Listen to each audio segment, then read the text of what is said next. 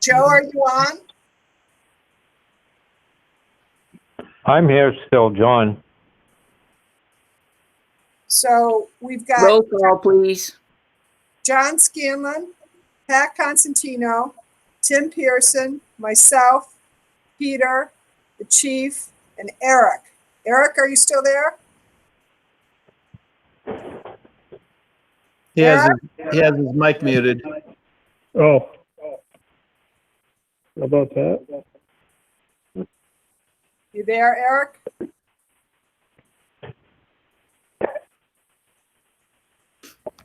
Okay, Tim, you're the tech guy. Take over. What's going on?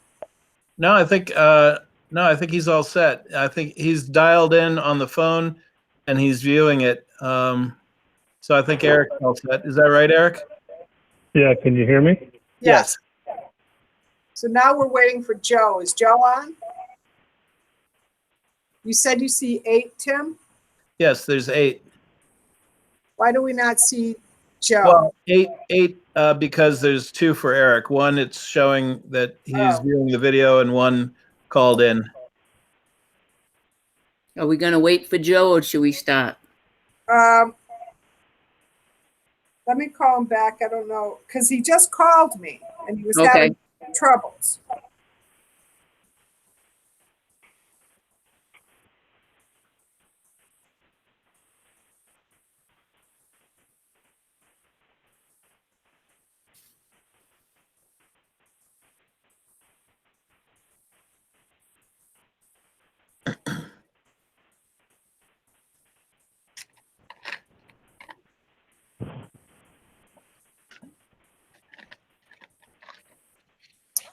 He's not answering his phone.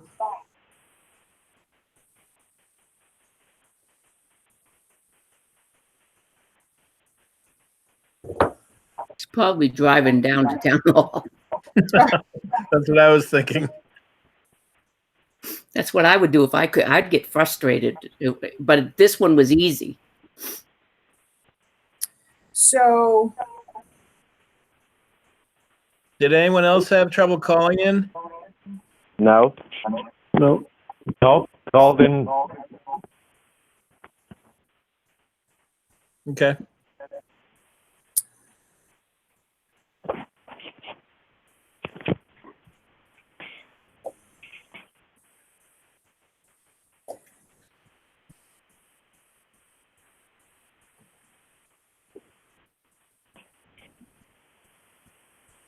Oh, there he is.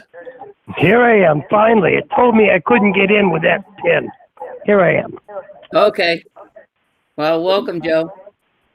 Welcome. Okay, we've started, have we? No, we waited for you.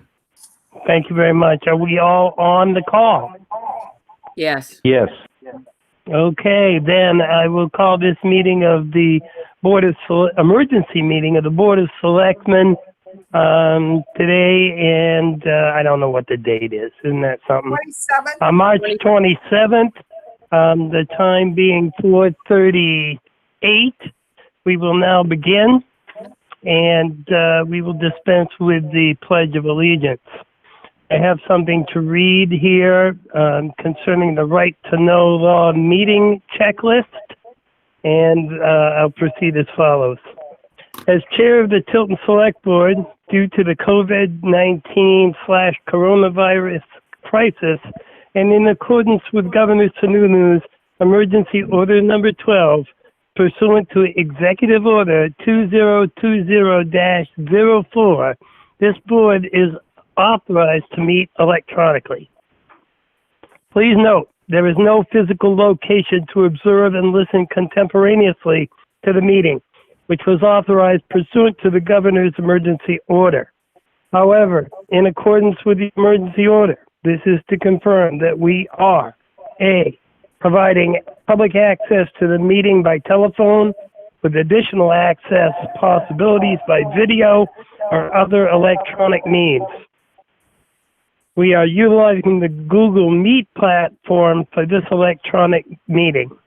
All members of the board have the ability to communicate contemporaneously during this meeting through this platform and the public has access contemporaneously, listen, and if necessary, participate in this meeting through dialing the following phone number: 1-929-777-6023.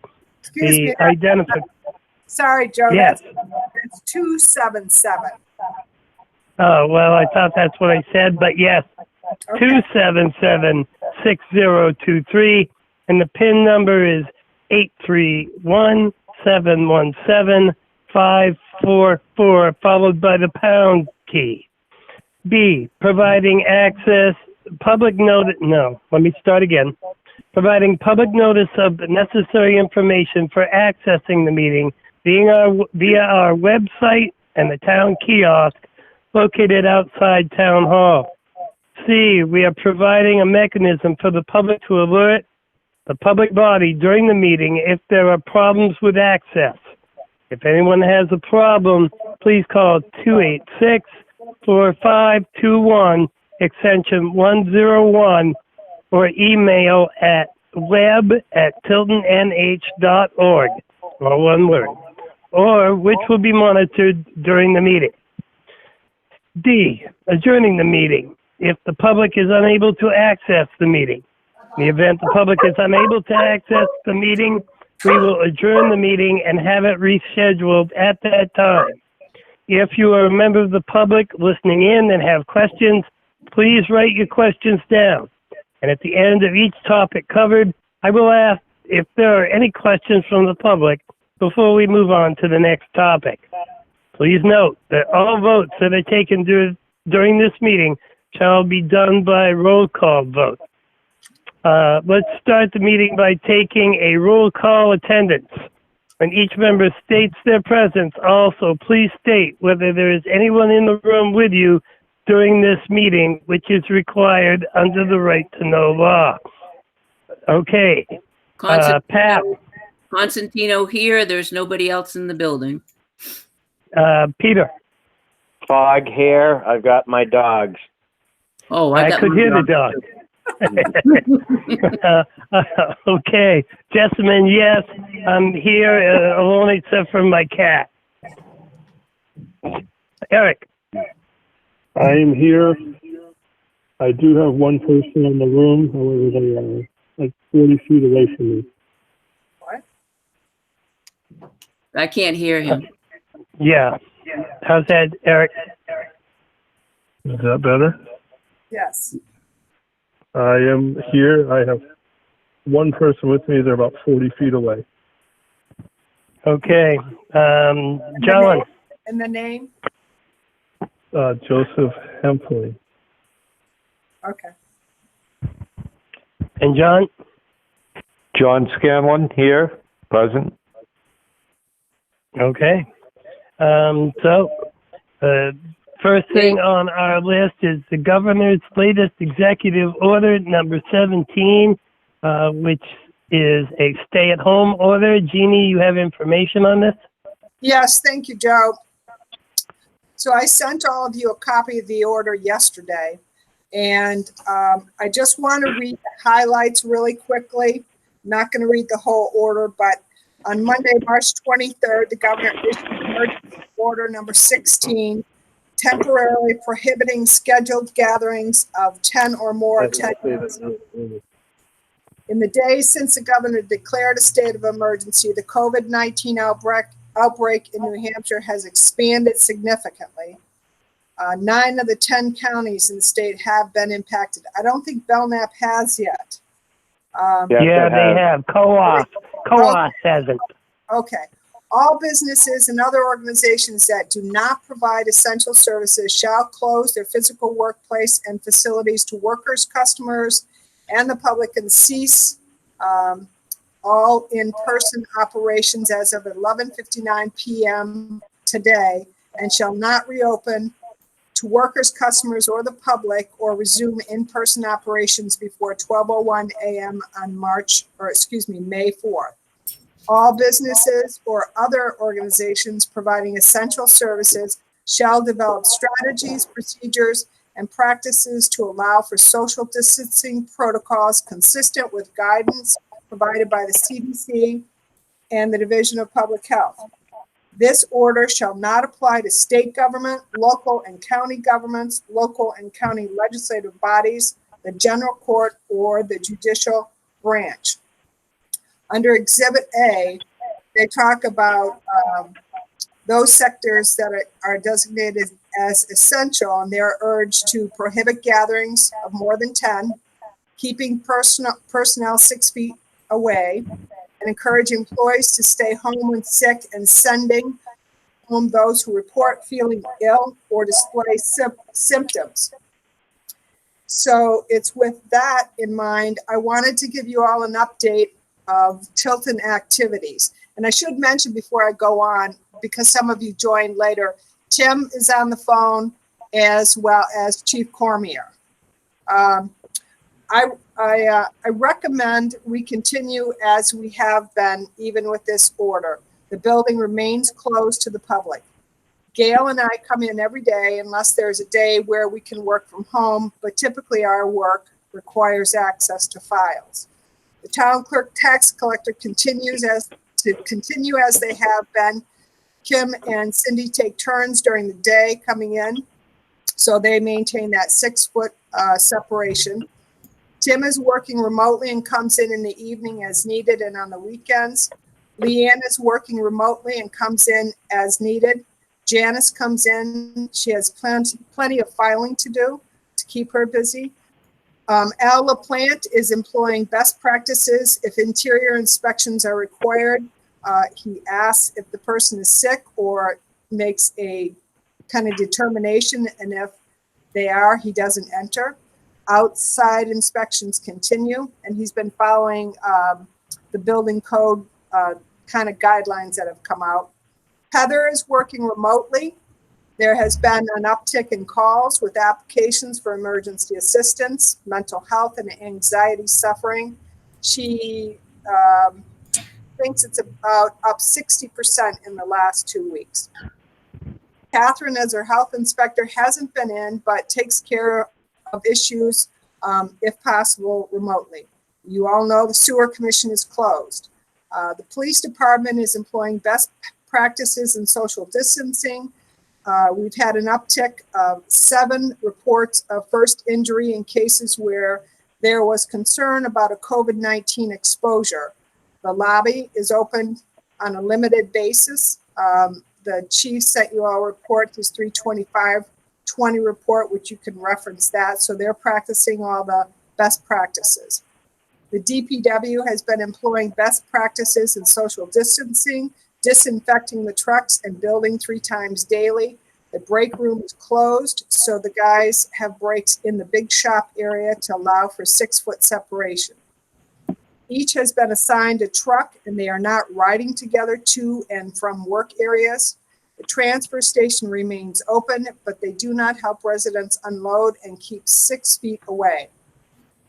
Kevin would like to stop taking any materials that require an exchange of money through May 4th. So he'd like to get your permission to do that. He says he has plenty of work that the crew can perform and keep safe distance and away from groups of people. So that's the update of what's going on in Town Hall. Things have been running smoothly. We really haven't had any issues with being closed. We haven't heard many, really we haven't heard any complaints. So I give you that information, and then I want to talk about the timesheets. The timesheets, the hourly folks are reporting time when they are at work and show in the timesheet other for time when they're not at work. You're probably all aware that the president issued the Families First Coronavirus Response Act that was enacted on March 18th, which requires employers to provide employees with paid sick leave and expanded family and medical leave as it relates to COVID-19. I can send you that information if you're interested, but I'm not going into detail here. I do want to tell you Primex and Health Trust have been great with information and support. We've also had guidance from Primex regarding workers' compensation as it relates to COVID-19. To date, we're not aware of any employee who has COVID-19 or has had a confirmed exposure. As I said earlier, Town Hall continues to run smoothly with no apparent issues from closing Town Hall. We've had a couple hourly workers who were sick with flu-like symptoms and stayed home as directed. My question to you on this is, are we going to count that as paid time off? If an hourly worker is not working a full 8-hour day, will we continue to pay them for 8 hours through the stay-at-home order that's through May 4th? So I've got 3 questions that I need answers from you. The first goes back to Kevin wanting to stop taking money until the order has been lifted. Are you okay with that? Okay, I want to do this by roll call. So, Pat, are you okay with this? I think there's got to be a motion. Do you need to make a motion or? Constantino, so moved. Second. Roll call. No, under discussion. Under discussion. Go Okay. ahead. Is there any discussion? Hearing none, all those in favor of the motion say yes or aye. It's a roll call vote. Roll call. Oh, yeah. Constantino, Constantino? Fogg? Yes. Fogg, Me is yes. a yes. I'm a yes. Eric? Ira, yes. And John? Scanlon, yes. Okay, the motion passes. The second question that I have for you is the paid time off. We've had a couple of hourly workers who did the responsible thing as they were directed. They had flu-like symptoms. They stayed, they did not come into work. And my question to you is, do we go into their paid time off, or are we waiving that in this situation? Okay, Pat? I believe that we should be paying them. That's my own personal belief. Otherwise, we're going to get into a situation where you have the hourly employees like Kim, who's been instructed to only come in at a certain time of the day. And how are you going to do that? I mean, it's the same as if you have somebody that's not feeling good and been instructed to stay home. On the other hand, she's been instructed only to come in at a certain portion of the day. So I think that we should pay all of the employees. That's my take. Okay.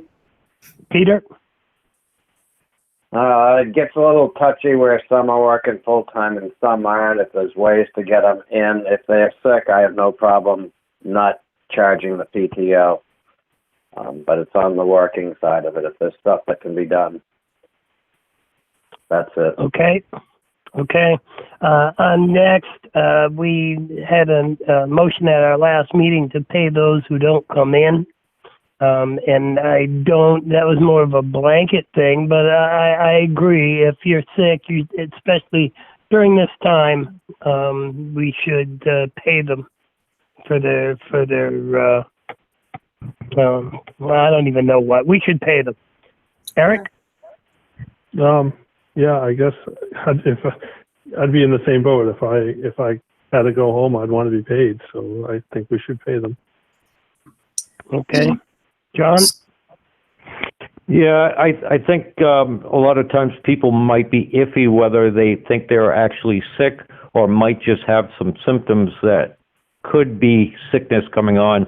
So to try and turn it into PTO, whether you're sick or think you're sick, would be very difficult, and it would be best to just go ahead and pay them. Okay, then I will make a motion that during the time of the emergency orders, that we pay all of the hourly employees for 40 hours. Also, that any hourly employees that can be put to use at the town hall, filing or whatever, be offered the opportunity to do so. That's my motion. Second it. Ira will second it. Okay, Eric seconded it. Discussion. So if you offer, Constantino, if you Yeah. offer filing, for instance,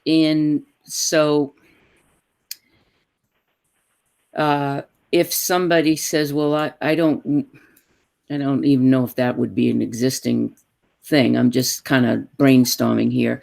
And they said, geez, no, I'm not up to filing. Would you say, well, it's mandatory? Because you didn't say that in the motion.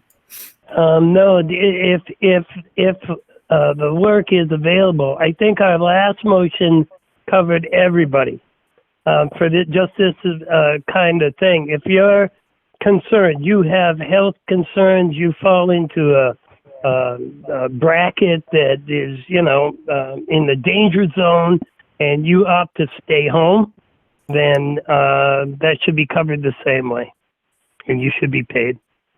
Okay. So you're leaving it up to the employee to make the better choice. Ultimately, my intent is that the employee makes a choice. They be afforded work. If they want to come into work and do filing or whatever, yay, okie dokie. But if they're, for some reason, I'm compromised, I'm not doing no filing, I'm staying home, then you would be paid. Yeah. Okay. Is there any other conversation? Can I just ask a question? Yes. Absolutely. This is specifically and only as it relates to working if there's work available. This doesn't have anything to do with those who, that's going to be a separate discussion about somebody being sick, or is that rolled into this motion? I just need clarity. It's rolled into this motion. Okay. If you're an hourly employee, then you will be paid for your 40 hours. Okay. If you come in, yay. If you don't come in, you're paid. And we will be keeping track of that, correct? Yes, because there may be federal money, and Tim is Yep. Tim's, yeah. So I'm not quite understanding this then. I'm getting a little bit confused here. So if somebody is sick, you're allowing them to go home and we're going to pay them no matter what. Correct. If there's work available, if Jeannie has some filing or anything like that, she's gonna offer it to employees, hourly employees that we can offer it to. And if they accept, fine. If they don't, that's fine too. Is that my understanding? That is correct. Okay. Not mine. Could we go around the you're table and get everybody's comments Yeah, on this? yeah. Okay, Peter. It wasn't mine. If there was work they could do, they could do it. If there wasn't, then I can stay home. If they don't feel well, they stay home and we pay them. So somebody who has a compromised immune system, or somebody at home that chooses not to come in, would be a no pay in your scenario, right, Peter? If you have a compromise, I'm sure a doctor's note would make it so it's not a problem, Joe. That's different than able body saying, no, I don't want to come in. Okay. You already know how I feel. How about you, Eric?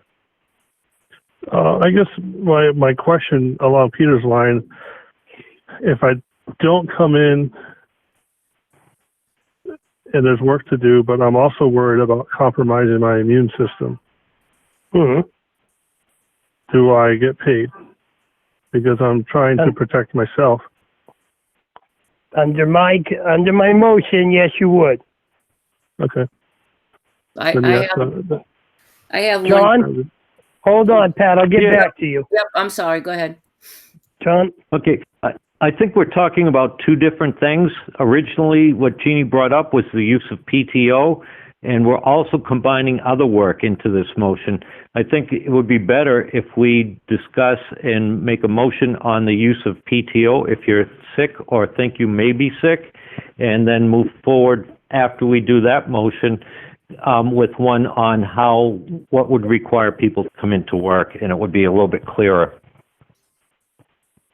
I think we just did that. You did. you just said two different things, whether people feel there is work and they can stay home. But the other one, which Jeannie brought up, was if people are feeling sick or staying out sick, do they get paid by PTO or do they just automatically get paycheck? Is that what you said, Jeannie? Yeah, I saw them as two different issues. The first issue was the sick time. If somebody is feeling sick, and I'll give you an example. We had an employee who was sick, feeling feverish, stayed home because that's what he was directed to be responsible. He didn't have PTO, so we I guess We allowed him to go negative. allowed him to go negative. But should we in that situation, should we be requiring him to use PTO, or anyone who, because we're directing everyone to be cautious so that they don't spread it. So that was one issue, and I wanted clarity on anyone who's sick at this time, at this period, and they stay home, will we be requiring them to use PTO? That was one issue. The second issue had to do with people who are hourly, who are coming into work, and let's say they're just working, let's say 4 hours a day, but there might be something else we could have them do. And if we make them aware of that and say, geez, we could really use some help with filing, do we require them to do that or not? Okay. My That's motion why does I was not saying it's two issues. Yeah, but my motion does not encompass the paid time off issue. My motion encompasses all employees should be paid during this time if they go home sick, or if they fear for their health or their family's health. They're paid during this time. That's my motion. Now we can vote it up or down. Right. But that would include, so that takes care of the paid time off issue, because they wouldn't be using the paid time off. Right. Okay. That's correct. Right. So in my motion. Right. The other issue where you would be asking them to come in, the only other I'm not against that by any means, but there's one scenario where we need to also keep in mind that even though that person does not have a compromised immune system, they may be caring for someone that has a compromised immune system, or their loved one has a compromised immune system, and that would be putting themselves and their loved ones in jeopardy. So we have to take into consideration that scenario also. So if you offer them to do filing, I can think of a couple of people that are living with somebody with compromised immune systems. If they choose to do filing, all well and good, fine. But if they don't, I would not hold it against them, because they would then in turn be jeopardizing their loved ones when they go back to their home. Okay, Peter? Did you want on a case by case? I could do that. The carte blanche, I'm not for. No, I would go case by case. That would be my. How many employees are affected here? 3? 4? Well, you mean as far as how many hourly employees do we have? In town hall. Yeah, we have 1, 2, 3, 1 part-time, 2 full-time in town hall. Then, of course, the DPW workers are all hourly except for Kevin. Well, DPW workers have been deemed essential employees. Well, yeah, I think by the order, they consider all the town, local government does, this order does not apply to local government.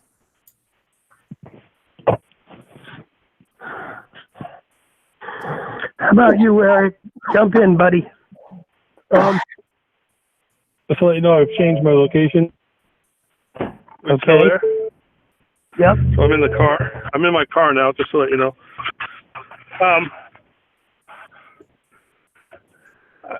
I think it is a little bit two issues because they should be paid. But if it's paid, I don't know. I'm not sure yet. Well, Okay, John. I'll come back to you, Eric. John. All right. I think it would be a lot easier to vote on the use of PTO. This is across all employees, public works and the town employees. It would be easier if we just went and did the PTO. I think we're all in agreement with that. And then hash out the conditions for the work and what requires you to come in. And it would move the question quicker. And not because everybody said say It's no. too late. If they, well, a motion can always be withdrawn, but the thing is if somebody agrees with the PTO, but doesn't quite agree with the terms of you can choose to come in if you feel like filing or not, then they would have to vote no on the whole package. Okay, I'll withdraw my motion. There I'll you withdraw go. my second. Wait a minute. Excellent. Somebody get in here and get us moving along. Who wants the motion? I'd like to make a motion that we allow employees to use their best judgment in determining whether or not they are sick or have symptoms of being sick or could jeopardize a person at home and allow them to be paid without using PTO. Okay. Second. Pat. I'm really confused about this now. I just, that only includes those that are sick. There's a second part to this. I did state all our family members, people at home. No, I because did include that. okay, so what happened? Hold on a minute. Hold on 1 second.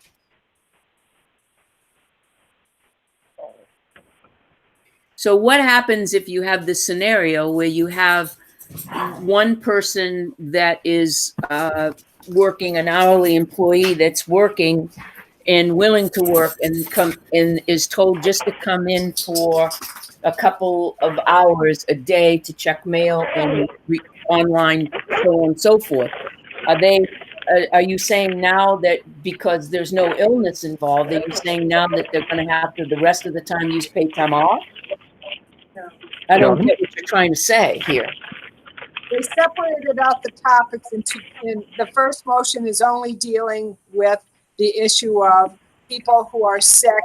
And if they are sick, do we make them use their paid time off or not? That's what you're voting on now. We're only talking about solely people that are ill. Yes. That's correct. Okay. All right. For this part of the motion. Okay. Peter? Yes. Okay. That's it. Eric? Yes. Did I cut you off? I apologize. Me? No. I thought I cut Peter off all of a sudden, and sorry I did that. All right. If Peter has nothing, then Eric? No, I'm good. John? Okay. Just right to call the question. The Can I make it, yeah. just for the sake of transparency, Kim has walked into the home. Okay. Thank you. So the question has been called. The motion, John, would you please restate your motion? Jeannie, could you read that back? You're taking the notes. Yeah, I'm not taking notes because it's recorded. Oh. But basically, my understanding is a recap of the motion is that if somebody is sick or feeling sick and they're following being responsible and stay home so they don't contaminate or expose anyone else, that at this time through May 4th, we will not require them to use their paid time off. Okay. That's correct. Everybody on the same page? Yes. Okay, all those in favor, please signify by Wait, I have a saying question. yes. I have a question. I have Okay. a question. Sorry. Okay, what's your question? Because you said that people have already done this, so would this be retroactive to a certain date? I think so. To the emergency order. Right. Should we put that in the motion? I would put that in the motion to clarify that more clearly. Okay. And I'm seconding the clarification here. And a roll call. Okay, roll call vote. Constantino, Yes. Fogg, Fog, yes. I'm a yes. Eric, Yes. Pyra, yes. John, And Scanlon, yes. okay. Motion is passed unanimously. Okay, so now, John, what's the second motion here? Well, I'd like to make a motion that requests, if at all possible, employees make their best effort to come to work if there is work that is available for them. Okay, Does that fit into what you were talking, Jeannie? Yes, and the question was, and let me just preface all this by saying, I don't believe there's anyone abusing anything right now. So I just want to put that out there, but I just want clarification that, are we, because when we first talked about this, when you first voted on this before, it was going to be through April 6th. I think. Now, Right. Mm-hmm. with the governor's order, it's been extended to May 4th. And so the question is, if somebody's only working 4 hours a day, are we paying them for an 8-hour day? And that's fine if we do, but the question would be then if there are other things to do and, we ask them to come in, and I honestly, anyone that I know, if we asked them to come in, they would do it. So I don't Yeah. see a problem with it. I just need you to continue what you started, the last time we met. Yeah, Okay. no, I'll clarify that. I just need assistance to make it worded right there. So thank you, Jeannie. And that would be my motion. I'd like to also include that they make their best effort. Yeah. Okay. I'll second that then. Pat, you'd like to start?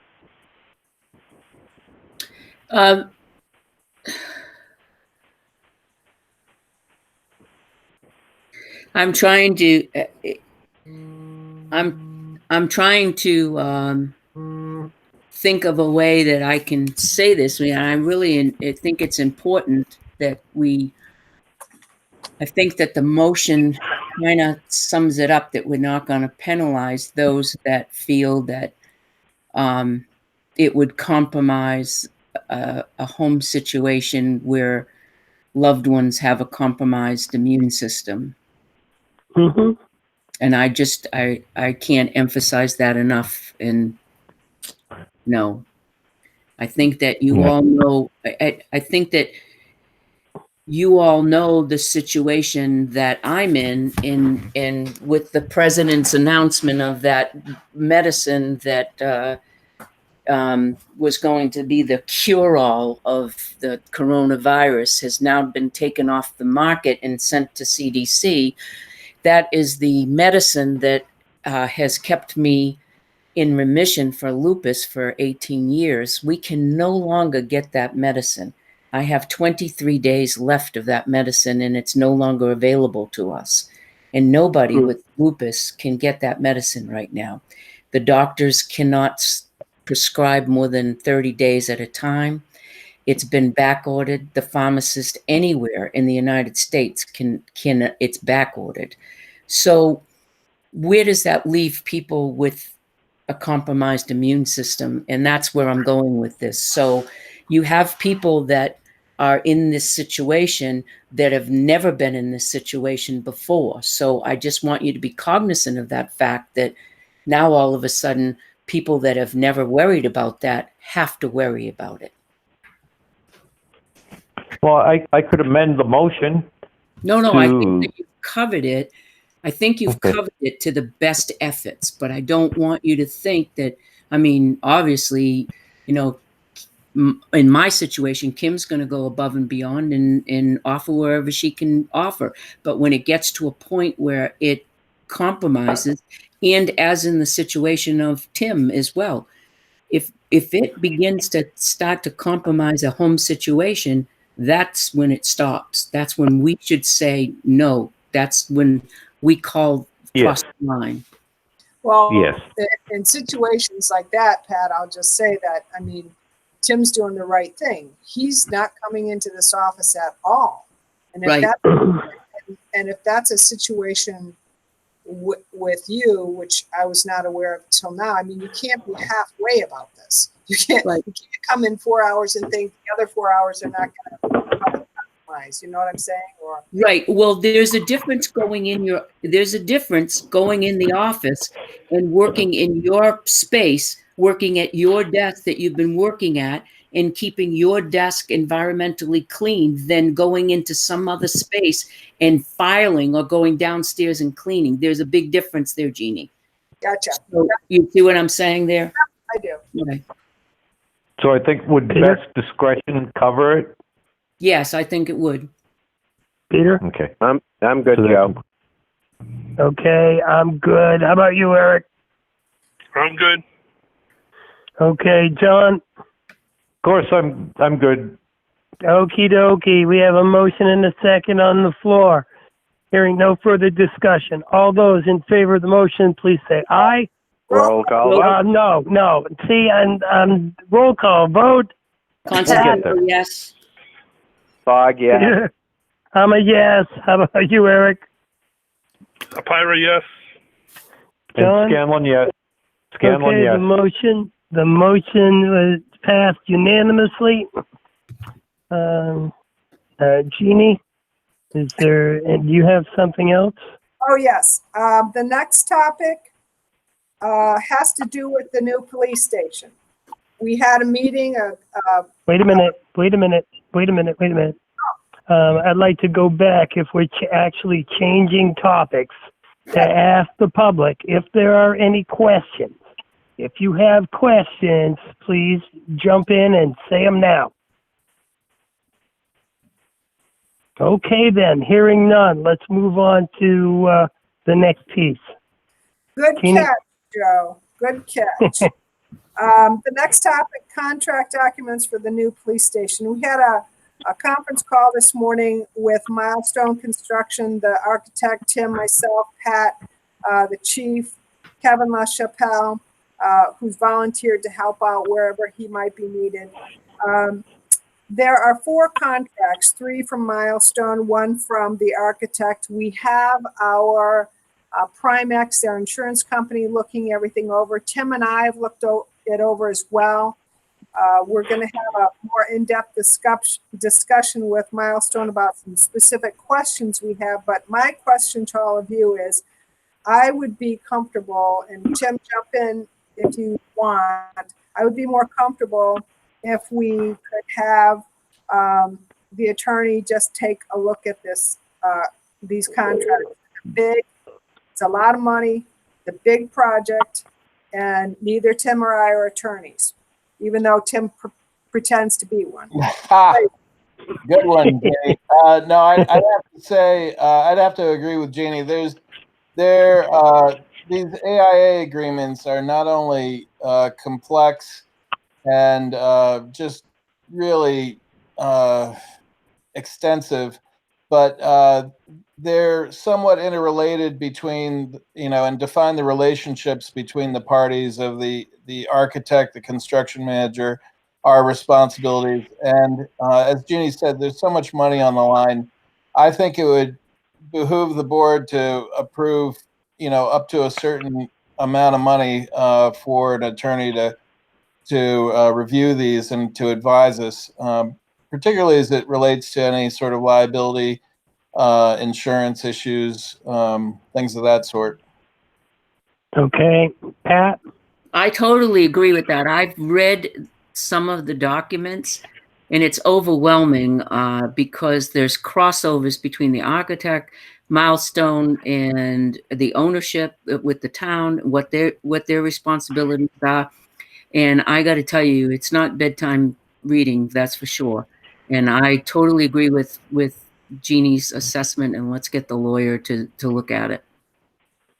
Okay, Peter? Get a lawyer. Done. Okay, Eric? I would question the fact that we haven't had a lawyer look at it, so you need to have a lawyer look at it. Okay. John? Yeah, I'll keep this as short as possible. I concur.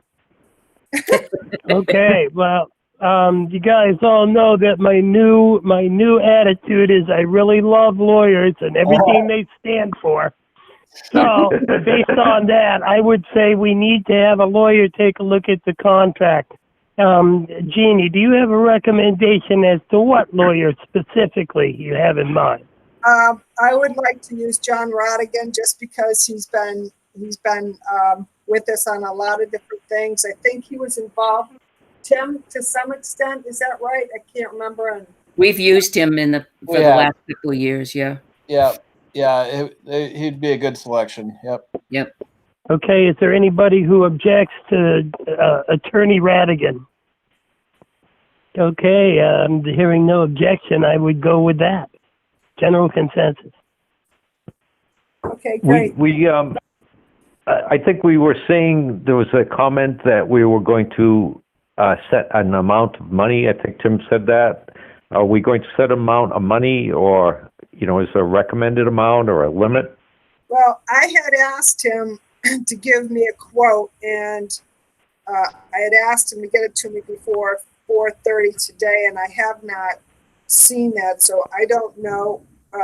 Tim, do you have their 4 contracts, what they look like? Yeah, I felt as though we could set a not to exceed figure of maybe $2,000. I think it'll probably come in well under that. But the intent here, and correct me if I'm wrong, Jeannie, but the intent would be with that approval and with their ability to look at that in the next week, and then Jeannie and me going over some contract issues with Milestone Monday, that if all goes well, the contracts would be ready for signature at the next Selectmen's meeting. Correct. Okay, I'll make a motion at this time to hire Attorney John Radigan to represent us in this issue with going through the contracts and related documents to the new police station building, not to exceed $2,000. Second. Is there any conversation? So that was Constantino second? Constantino That's second. correct. Sorry. Okay, hearing no discussion, all those in favor, please say aye. Never mind. Pat, please. Constantino, yes. Peter? Yes. I'm a yes. Eric? Yes, Pyra, yes. John? Scanlon, yes. Okay, there you go. Are there any other issues surrounding this topic? Okay, are there any, pardon? No, not on this issue. Okay, are there any questions pertaining to this topic by the general public? Okay, hearing none. Move on to the next thing. Jeannie? Next topic is has to do again with the police building construction. In the conversation this morning, they asked about change order authority and the limit on that for police building construction, so that if there's a change order that needs to be done in it and it's work that has to be done quickly, is there a limit? I think you all might have talked about this before, but I don't think we set a limit. And if you do that, I guess the proposal would be Tim, I think you said $20,000, and it would be something that Tim and I would both have to sign off on, and it would only be something that required an immediate response that an emergency meeting couldn't be held in time. Yeah, and if I can just add to that in our discussion with Milestone this morning, we also learned that the way the contract is written now, that if there's something that comes up in the course of the work that needs an immediate decision, they have within the agreement the ability to go into their contingency money to handle some of these smaller items. So it's more than likely that if something came up that was that during the construction that they would be able to handle within their contingency. It would probably be towards the end of this, or if there's a material change that would require a change order, where this would really come into play. Can you tell me what kind of a scenario? We have a guaranteed maximum price. So what kind of a scenario would we have to approve something $20,000 over the GMP? It wouldn't be, Contingency. Well, it would be if something became obvious that it made more sense for some reason to change something that gave us more utility, more benefit, but it was discovered at the time of construction, perhaps, and then it's an option for us to consider. Keep in mind too that we have an owner's contingency as well. So I think in total there's about $450,000 in contingency between Milestone and owner contingency. But that's kind of how I foresaw it.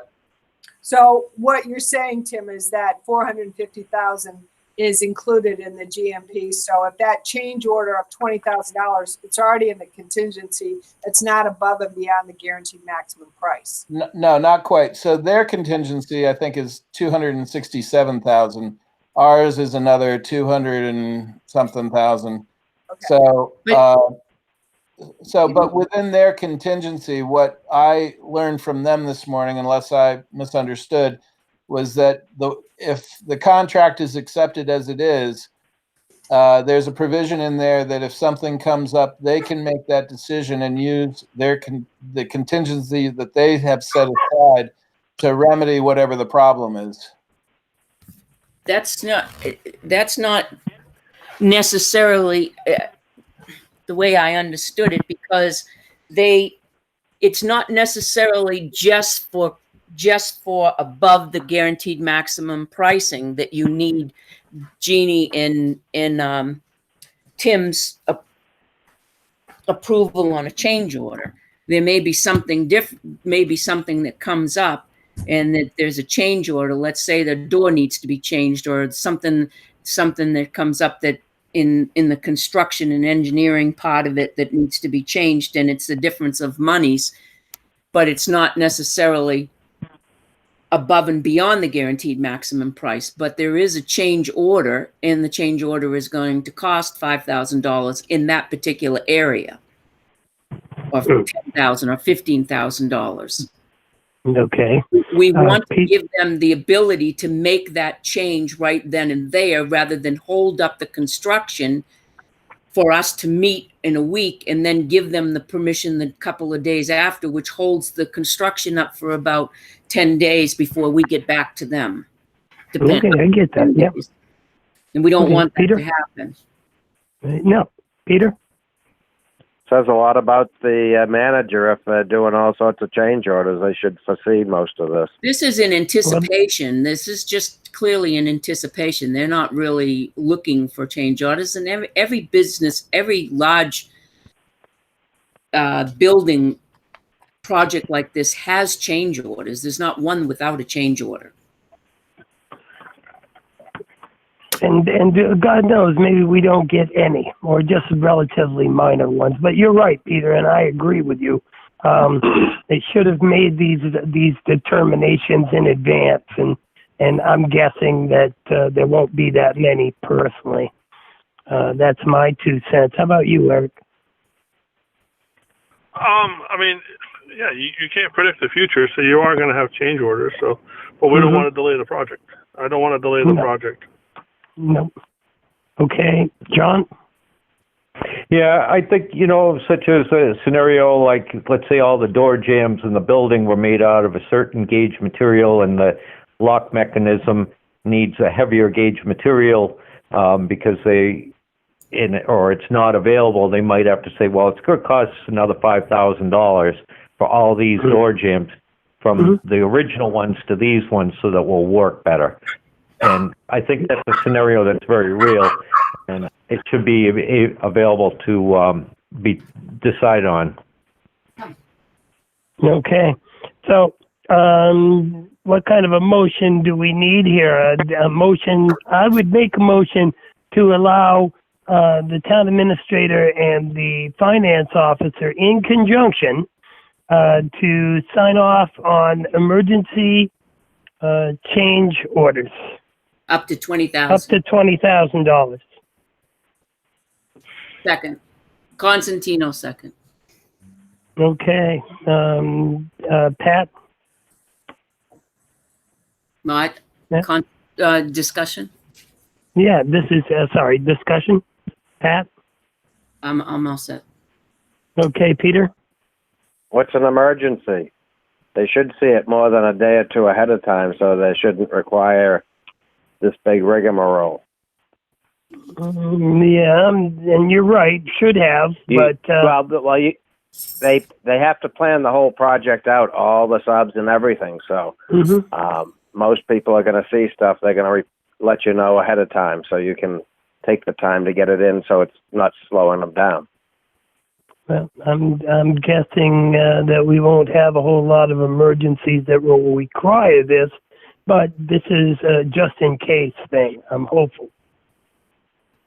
How about you, Eric? I'm good with it. Okay, John? I'm okay with that. Okay. Is there any other discussion on the motion? May I just ask, Joe, may I ask a question? Absolutely. Is the word emergency relevant? Because the emergency is to be decided upon by you and Jeannie. Okay. I mean, you have to use your best judgment because there won't be any. If there was somebody else, then somebody else could make the decision. I guess I have a question. Okay, here we go. John? The question would be, I feel that if it is something that could be or should be decided on without waiting a week, or is, I'm trying to word. I guess the idea behind this is so that they don't have to keep going back to the go to the selectmen and delay things a week. So that's correct. I'm trying to think if, would anything ever come back to the selectmen is my question. I'm guessing that almost everything should come back to the selectmen. This motion is not, nor is it intended to give anybody, subrogate the selectmen's authority to do this police station. This is in case of an emergent issue that has to be rectified like now. There's no waiting. And I would hope that the finance officer and the town administrator would attempt to speak with the selectmen in advance of signing these orders, I would expect. So it would mean, like, it would cause, if they didn't do this, it would cause a significant delay, which could cause further loss of funds or delay construction. That's the intent, yes. Okay, I get it. Okay. Is there any other discussion? Hearing none. All those in favor of the motion, please signify by saying aye. Never mind. Pat Constantino. By the last one, I'll get this right. Constantino. Constantino, yes. Bog, yes. Jessamine is a yes. Eric. Yes. Pirate, yes. John? Scanlon, yes. Okay, there we go. Are there anything else? Is there anything else underneath this point, Jeannie? No. Okay, are there any questions from the public concerning this topic? Okay, all I'm hearing is echoes out there. So moving on. I do have I have another topic that I was just wondering if we would need to schedule it for later or if it's imperative now. What's your topic? My topic is leaning of properties. Do we need to discuss that now, or can we wait till next week? That's on my list, John.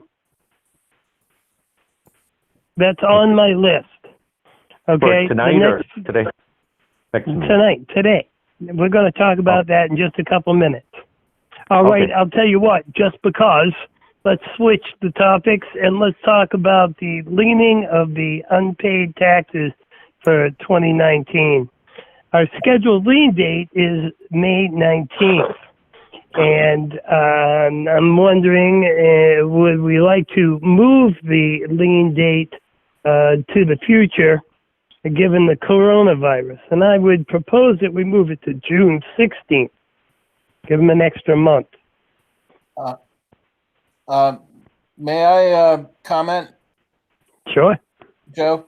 So, I had looked at our past history, and we do rely somewhat on the liens for cash flow, but generally speaking, the liens fall anywhere from $220,000 to $250,000 a year, and but now while there are actual people that are going through the lien and might get to the deed process, there are also some people that appear on an annual basis to make use of the fact that we have lower interest rates than, say, credit cards, and they get to a certain point and then they pay off, their oldest year. And so my recommendation was not to delay it, the timing, but to proceed forward with the timing, but to be cognizant of the impact to taxpayers, and maybe the tax collector and or the selectmen, depending upon whether in the lien or deed process, can set up payment plans. They can set up all kinds of things that show that people are making a concerted effort, but also takes into account their individual situations. So the other things to keep in mind, not that this necessarily has a bearing on it, but if these tax payments, I heard someone earlier say that the Congress approved the $2 trillion. So people will be getting payments from the government.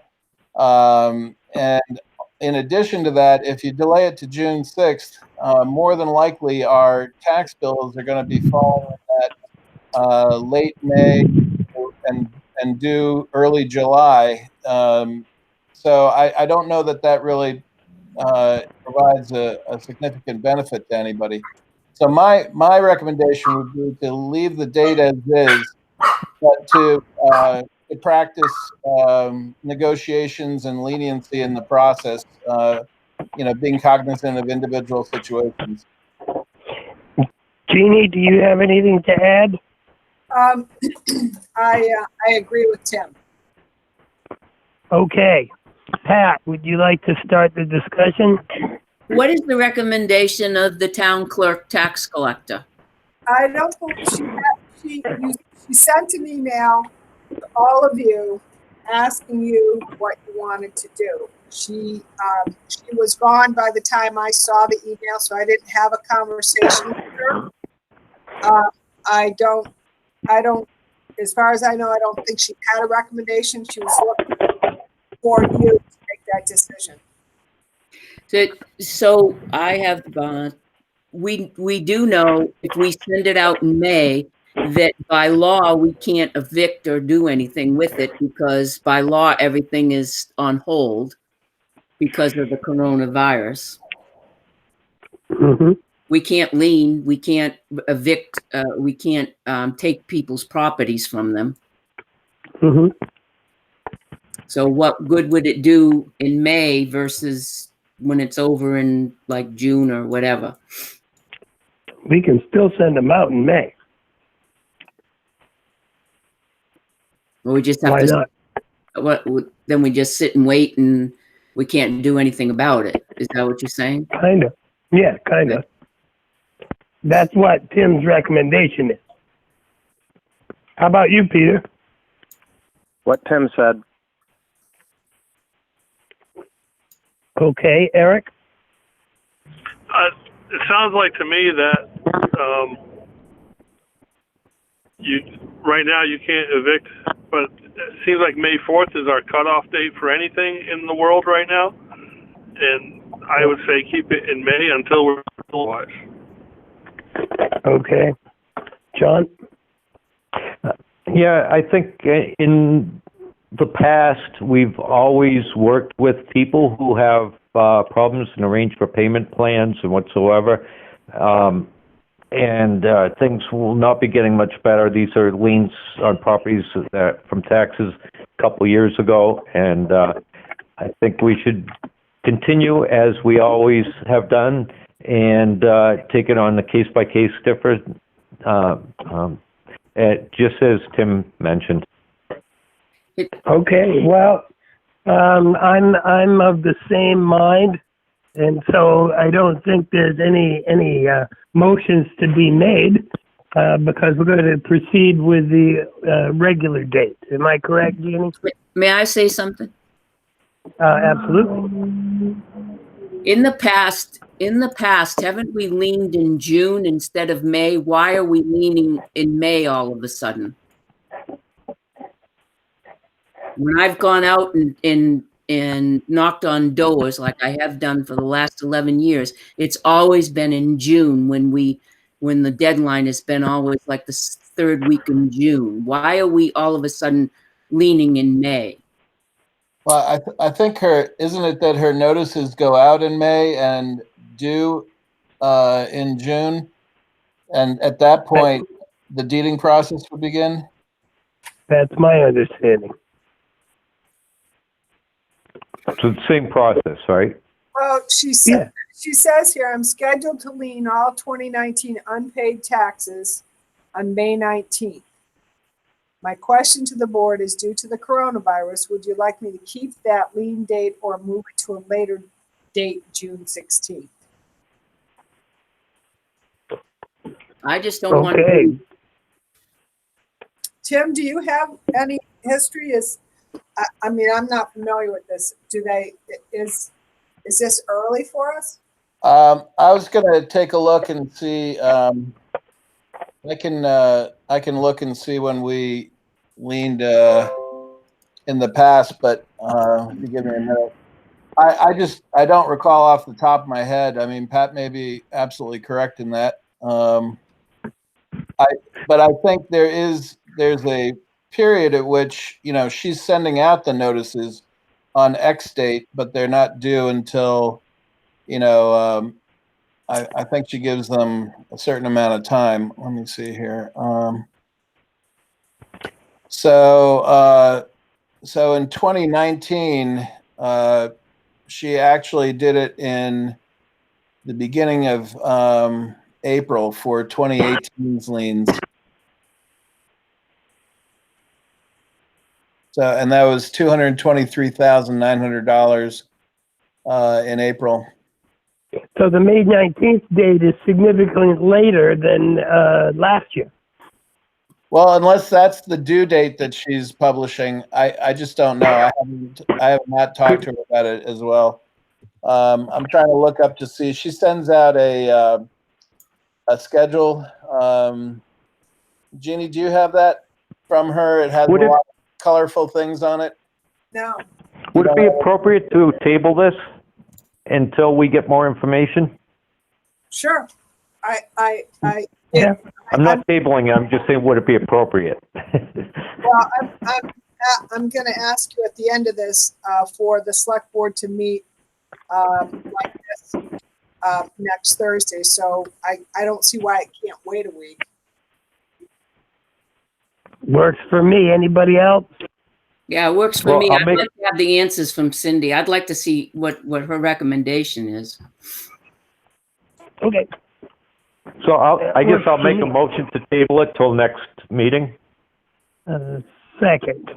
We have a motion. A motion's been made and seconded to table this. All Until those in next favor? meeting. Yeah. All those in favor? Constantino, Aye. yeah. Yeah. Bye, Thank yes. you. Me, yes. All right. Ira, yes. That's you, Yeah. buddy. Yep. And Scanlon? Scanlon, yes. All right. Good enough. The next topic on my list is a Sprinter van purchase. And I'd like Pat to address this if she would. I'd be glad to. We were made aware of Granite State Independent Living. Got 2 brand new vans from their 5310 grants, and they had 2 available for selling them. And so they contacted us knowing that we were looking for to purchase a used van. Kevin and I went down yesterday. Was it yesterday, Jeannie? Yes. Yesterday to look at both of the Sprinter vans. They're 2009. They have approximately 110,000 miles on them. I took pictures of the one that we're interested in. The other one had a glow plug light, engine light on it, and they said it was anywhere between $300 and $3,000 to fix. This one that we were looking at is in pristine condition. You could probably eat off the floor. It's excellent. You can hardly hear the engine running. We started it up. We looked at it. I did a usual pre-trip in a bus that I couldn't find anything. We would need to get a fire blanket and a spill kit because they're required by law. Kevin was very impressed with it. So right now they have another offer on the table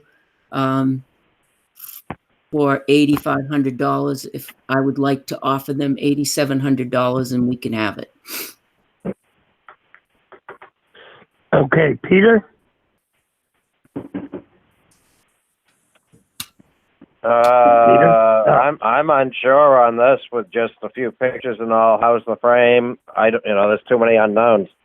Kevin has looked underneath it. We both got underneath the van. The frame is in excellent condition. The tires are in excellent condition. The engine, I wish he was here to explain it. He'd be in a little bit better condition. When we asked him about the price, he said it probably would go for about $10,000 or $12,000. When we said we would, like to offer him $87,000, he said that's an excellent price. It's well worth the money. Well worth the money. So that's what we're passing on to you folks tonight. He's looked at it thoroughly. We spent probably 45 minutes down there, at least, just looking at the van itself. Ins and outs, Peter? all around. And they have an entire maintenance log of it. Peter? I'm done. Okay. I saw the pictures, and granted, it looks nice. I'm wondering, whether we have to rewrap it? It's got Granite State stickers on it. Kelly And how much that would cost? Kelly Sedgley has offered to wrap it for us, put Tilton Senior Center on it for nothing. And she's also offered a program where if we decided to go out and, let's say, Tango or AutoServe wanted to do advertising, and there was let's say she offered $400 for a cost on Tanger to buy advertising for the back of the van, and it only cost 100, she would get the 100 and we would get, the Tilton Senior Center would get the other 300. So there's a program out there that she would offer to us that we would benefit from as well. But right now, Kelly has offered to sign it for us for nothing. And our mechanic signs off on the quality of this van. Yes, he's signed off on the quality of the van, and also Community Action Program has offered to give us certification school for the volunteer drivers, and set us up with maintenance and driver logs, and also call volume logs, and go over that with us, and any other kind of driver information that we need. We need to be certified, and that needs to be through the Community Action Program has a certification for that. So we wouldn't be able to drive it unless we got that certification because of the wheelchair. It has a three wheelchair accessibility for it. And the ramp is almost brand new. It only has 700 uses. My van at the school has 3,600 uses. And it's the same kind of a ramp. My last question is, if we were to approve this, when might we expect delivery of this van? I would say within the next couple of weeks, as soon as we can get transfer of ownership and registration, and then Kevin would need to go through it. We would not be able to use it unless we have the certification, the drivership. We would need to write a policy, a user policy before we would be able to use that, and that would be probably between Jeannie and the executive committee, that we would come up with a policy that the selectmen would approve. So the time is now to get this. This is an excellent deal, and it's a beautiful van to complement the senior center. That's for sure. The networking alone with this van would be awesome. Absolutely outstanding. How about you, Eric? I guess one question I have is, where is it going to be kept? But I don't know if that's... Is it going to be kept at the senior center, or is it going to be kept behind a lock gate at the highway garage? Well, for now it would be at the highway garage until it gets approved. But once it gets approved, it will be kept at the senior center. I mean, that's to be determined. Right now, we will be using it more at the senior center during the day and at night. Okay, well, that's something that we can determine down the road. Correct. Exactly how that works out. How about you, John? Yeah, I guess I looked at the pictures, and I trust Kevin on his ability to vet out any problems that would be with that, and the ability. He's going to be the one who's going to have to do the repairs on it, so I think he'd be first one to say, no, you don't want that. My question is this amount within the amount that we expected and allotted within our budget to cover it? And if not, where would funds come from if it's more? If I may, so we had $6,000 in the line for the purchase of a van. And if you recall, the board authorized a transfer out of the police department medical line due to the change in plans between a former employee and a new employee. So that was $21,208 that was moved into the administrative budget. So we could, with the board's approval, easily use $2,700 of that to make up the difference. Is there a motion to be made? Constantino so moves that we purchase the 2009 Sprinter van from Granite State in Independent Living for $87. Jeannie, did we say $87.50 or did we say $8,700? $8,700. $8,700. Okay. Pyra, second. Okay. Is there any further discussion? Hearing none. Roll call vote. Ta-da! Constantino, yes. Constantino. Fogg. Fogg, no. Fogg is a no. Jessamine, yes. Ira, yes. Eric? John? Yes. Scanlon, yes. Okay, let the record show it was 4 votes to 1. The motion passes. Thank you, everyone. So those are the topics that I've got on our list. I do have a couple of things here. Number one, it's Chief Cormier still on this call. I am, Joe, right here. All right, there you go. Didn't mean to wake you up, Chief. Okay. All right. Well, you didn't expect anybody to. All right. Now, considering that the state is at a state of emergency, and you are the emergency management guy for the town of Tilton, what, if anything, have you done, or are you doing to have Tilton ready for this?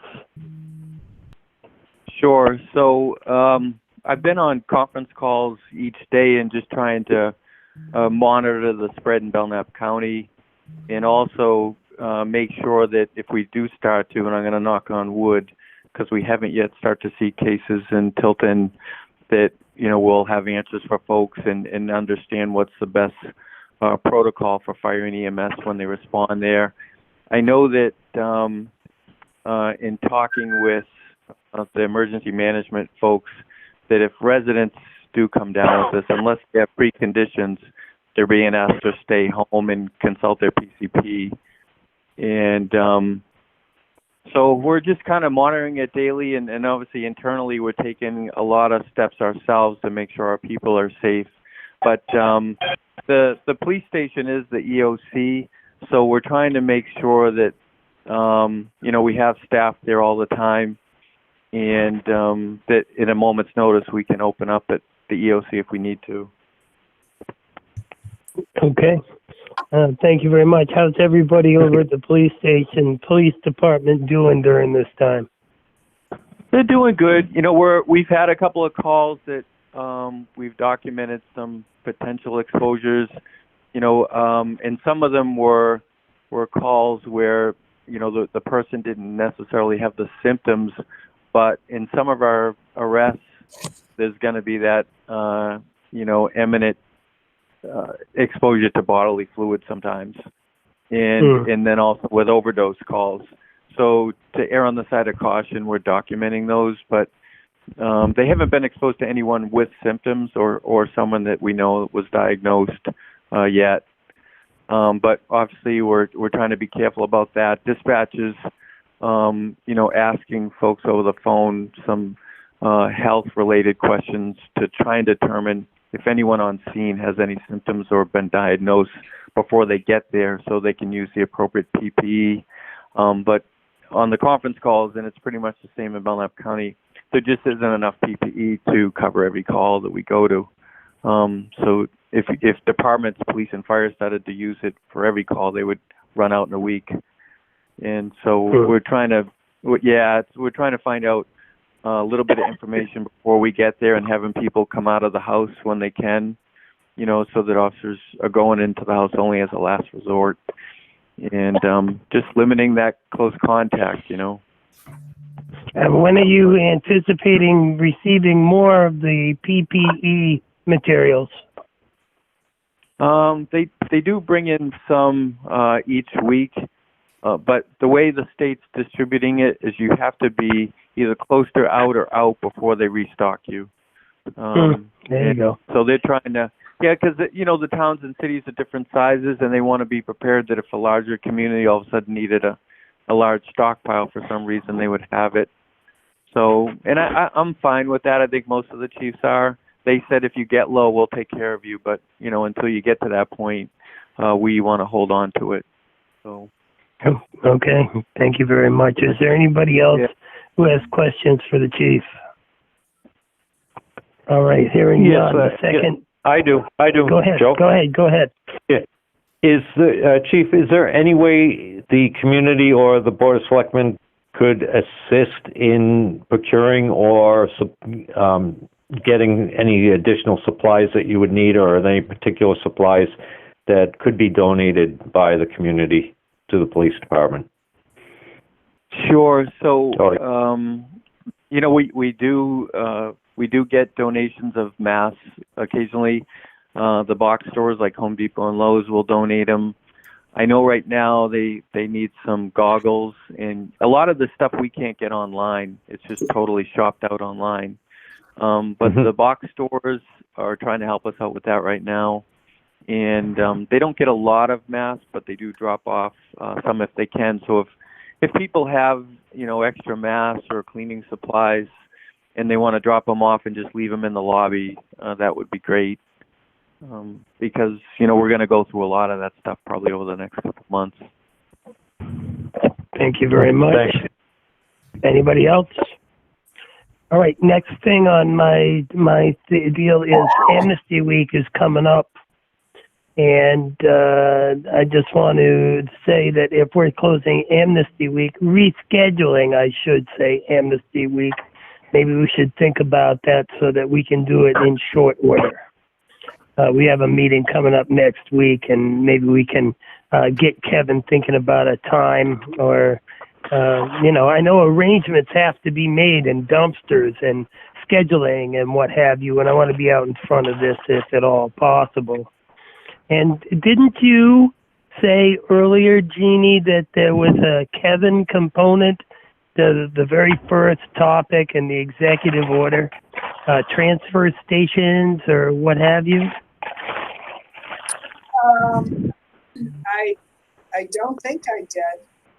Well, maybe that was just me thinking about Amnesty Week. My last thing is, Excuse me, Joe. we have, Joe, yeah, okay. he did ask us not to have contact with certain things, though, didn't he, at the beginning of this meeting? That was money. That was regarding money.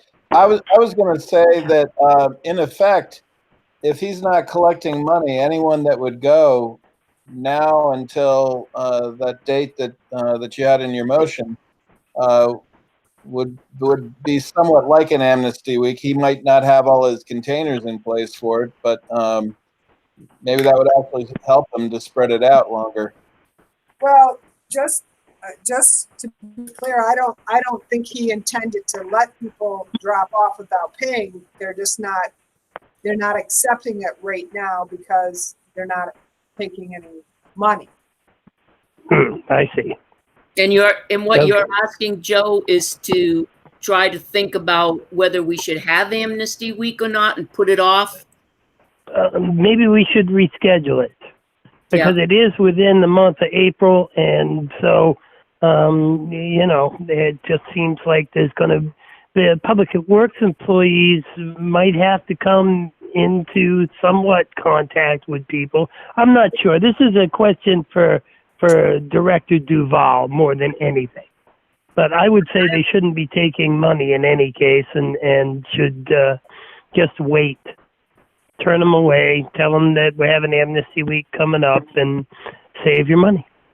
I think, though, Amnesty Week, I'm in total agreement with moving it further down the road later in the months, rather than April, because in the Amnesty Weeks that I remember, we're lined up, even though we're probably 6 feet apart, we're still lined up, and we're still there. We're still in the vicinity of it. And this virus is not going to get it's going to get worse before it gets better. And I think they're not playing it on the safe side. But you're right. I think we should ask Kevin and take it up next week when we can try to decide on that, Jeannie. Is there anybody else who would like to discuss that issue? Well, I thought his original. Wait, I had a question. Eric. I thought he had a concern about between now and Amnesty Week or any other week where they might collect money to stop taking those items because they didn't want to collect money. And I thought that was something we had to vote on. Yes, we did. But we're Okay. also talking about the week of Amnesty Week, moving it out. Oh, we That's definitely what have to move that. That was my Move it up. concern. Is that's coming up in a few weeks, and it's within the time frame of the governor's order. So, And I agree with Joe. okay, we can find out about the potential dates next week. I So, trust, Jeannie. Yeah, and so I just texted Kevin to ask him if he had thought about delaying Amnesty Week, and he said yes. So he thinks that's a good idea as well. So I agree Okay. with him. So go ahead and make the motion, and I don't have any dates to move it to, so it's a little premature. But we can have those dates in place for next week, Thursday. Why doesn't he propose the date? right. Just That's what I'm asking. make the motion based on the Director of Public Works recommendation. Second, Just wait a week for the date. that's what I'm So- saying. So I'll make a motion to table that until we get a date from the Public Works Director and post it that it will be delayed. Second. I'll say, okay, we have a motion to table on the floor. All those in favor, please say aye. Never mind. Pat? Constantino, yes. I guess. Peter? Jessamine is a yes. Eric? Ira, yes. John? Scanlon, yes. Okay, my last thing is that we have a health officer who's very good at what they do, and I have yet to get any kind of recommendations from the health officer with regard to maybe I'm missing it, but I haven't seen it, and I was just wondering if Jeannie could talk with Catherine and see if there's anything that she recommends that we do, or things that we're doing we shouldn't be doing, or what have you. Well, thank you for that, Joe. So Catherine's been way ahead of the curve. Tilton has actually been ahead of everyone else on this. Weeks ago, if you remember, she sent out an email, and we had already gone out and purchased the disinfecting wipes and the sprays and posters everywhere. So she's already done all that. If what you're asking, if given this environment, is there anything different we need to do? I don't think so, but I'm happy to ask her that. Well, just new and improved information. The things are changing on the ground so quickly, so fast. And I want to make sure we have all of the information available to us going forward. That's all. That was my whole thing. I have nothing but applause for what the health officer has done. And that's all from me. Is there anybody else that has something they need to bring up? Just I full. guess I would like to All right, have one our at a time. I'm sorry. I just Pat? for transparency, Jane Alden just walked in the house tonight. Okay. That's it. Peter, do you have anything else? Nope. I'm good. How about you, Eric? I'm just planning board. I'm confused. She's trying to get a meeting. Does it need to meet? Is it meeting? Because she's sending out emails. Leanna's sending out emails, and I'm confused. Well, that's Jeannie? a valid question because I'm just as confused as you are, Eric. Jeannie? All I can tell you is that I did advise the chair that the selectmen are holding to their previous vote to keep the building closed to the public, and that if she was going to go forward with the planning board meeting, she would have to make other accommodations. The next email that I got from her was that she was going to hold the meeting from her home and do it through Zoom. And she felt very strongly that a meeting needed to take place. And, you know, the planning board is the planning board, and the selectmen, I mean, really don't have any control over the planning board. So, as I said, because I did get a call today from a planning board member frustrated about it, and I said, you all are the ones who control your planning board chair. So you as planning board members don't want to have this meeting, then you need to have the conversation. They're the only ones who can bring the pressure to bear, in my opinion, to stop the meeting. I think the issue is that it's not being, there's no time for this meeting to be noticed, but to the public. And again, that falls to planning, and she's kind of just taken the bull by the horns, and the planning board members need to, and Eric, you're ex officio, but certainly you were on the planning board, so you know how it works. The planning board planning board members have to, you know, weigh in on it. Okay, there you have it. Well, it's just, I guess I was looking for, you know, the chair sends out information, and then the land use person sends out information, and it's just like I'm getting multiple information from multiple people, and it's just nice to have one source of information. And that I would suggest, thank you, Joe. I would suggest that that's a conversation planning board members should have with the chair and the land use coordinator, and say, okay, we need to have one point of contact for information, for meetings, however they work it out, whether you want it to come from the chair or the land use coordinator. But that's something your board has to work out. Yeah. Eric, is that it? Eric, is that's that all it? for me. Okay, That's it. John? Yes, getting back to the health officer, I was wondering if the health officer could go and take a walk through and do I guess sort of an inspection of our town facilities to make sure that the guidelines are consistent with what should be done. I'm talking like the Public Works Garage, Police Department, Senior Center, and Town Hall. Don't think there's any others. I agree with that. Anybody else? Consistent with what, John? What is it that you're? With the guidelines that are being issued, as well as what we, well, I guess what the proper, the governor's orders, and keeping people 6 feet apart and sanitizing, that they're maintaining a healthy work environment to the best of their ability. Utilizing all best management practices. Yeah. Yeah, and I'm a yes. We could ask her that, right?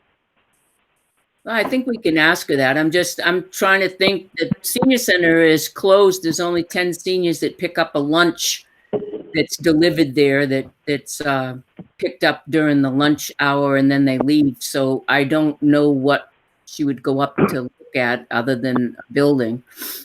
Well, just to check it out. She's going to start. John? I would say the method that it's being delivered and handed out to the people, and that they have proper hand sanitizer and during that time. They have that, and that she just reviews that. Right. So you'd need to then whoever's going to deliver that information to her needs to let her know that the center is closed, and just go up during that particular time if you want to have a consistency in what you're delivering, what you're trying to find out if it's done by criteria. Make sure everybody's good. Right, exactly. I agree with that, but I just, you need to send her up at the right time because it's not open all day anymore. Yeah, and I'm sure we can work out the schedule for that. Right. Okay. Are there any other issues to come before the Board of Selectmen? Is there any input from the public on any of the topics that you've listened to today? I have one thing. Cricket. Okay. Pat? I would like to thank Jeannie and Tim. They have been the backbone throughout this whole ordeal, keeping us abreast of everything that's going on, keeping the town hall going and us going. So my sincere thanks to both of you. Thank you. Yeah, I'll second that. For Definitely. sure. Nicely done, you guys. Appreciate it. So, Okay. Yes. Joe, you had one last, I just want to make sure before we adjourn, you've got one last, the next Thing selectmen's, on my list. yeah, the next selectmen's meeting. Oh, yeah. Okay. It's right here on my list. The next selectmen's meeting will be Thursday, April 2nd, and it will be held Remotely.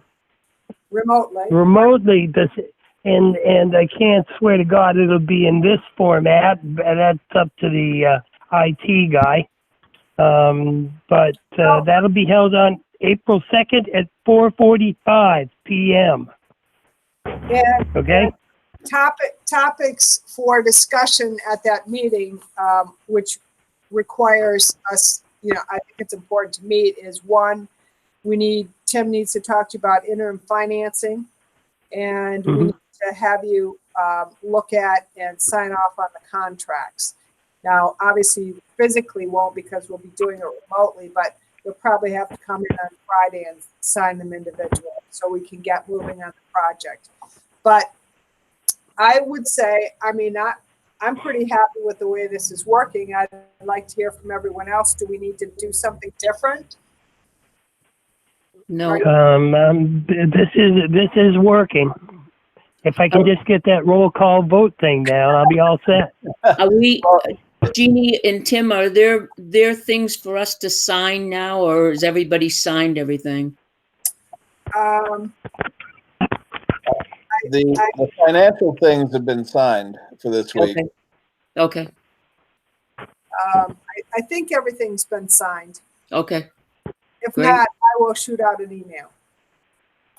And I was going to say, if all of your Chromebooks will connect, you can also use smartphone to connect in through Hangouts or Meet. But if you need any assistance or want to test something, I'm happy to do it with you. And just send me an email or give me a call. And Okay. happy to help you through the technical aspects of it.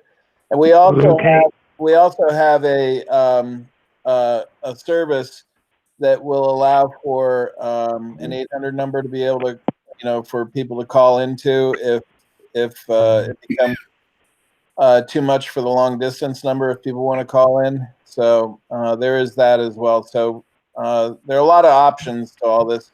Really, all these services are about the same: Zoom, GoToMeeting, Google Meets. So anything I can do to help support you guys, just let me know. Okay. Appreciate it. Thank you. All right. Well, it's a motion to adjourn. So moved. Second. Okay, we have a motion and a second. It's not debatable. All those in favor say aye. Aye. Scanlon, yes. Scanlon, yes. Constantino, yes. Yes. Yeah, I'm a yes. Great job, Joe. Pyra, yes. And Scanlon, I already heard you were a yes. I got to tell you, this is a little disconcerting not being able to see you guys. But it'll smooth out as we go forward, I'm sure. Use your Chromebook. I'm going to next time for sure. Okay, so we can see your face when you say love the lawyer. I absolutely love lawyers. Okay, then. On that lie, we stand adjourned. Thank you, guys. Thank you. Good night, all. Bye. All right. Bye-bye.